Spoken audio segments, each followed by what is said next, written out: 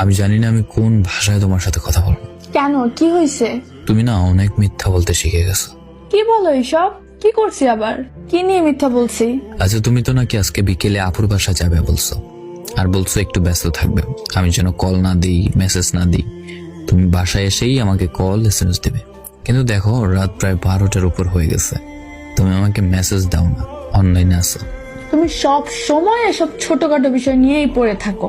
আরে আজকে আপু ভাইয়া এরা সবাই আসছে, সবাই মিলে আমার ফোনে ভিডিও দেখে ফেসবুকে। তো আমি মেসেজ করার সময় ওনারা দেখে নাই? গেছে কই ওরা? তুমি একদম বেশি বেশি করো। হয়তোবা আজকে শেষ রাত, আর হবে না কথা কখনো। ছেলে ছেড়ে যাওয়ার আগে এইসবই বলে, বাকি ছেলেদের মতোই তুমি। হ্যাঁ, আমি বাকি সবার মতোই। আজকে তুমি সত্যি আপুর বাসায় গেছো? তো মিথ্যা বলবো তোমার সাথে? মানে তোমার সমস্যা কি? তুমি আমাকে এটা নিয়েও সন্দেহ করো? প্রশ্নের উত্তরটা দাও, তুমি আসলে আজকে আপুর বাসায় গেছো? হ্যাঁ, প্রয়োজন হলে আমার বান্ধবীকেই জিজ্ঞাসা করো। ছি, তুমি এত সন্দেহ করো আমাকে, আমি ভাবতেই পারিনি। তোমার বান্ধবীকে বলতে হবে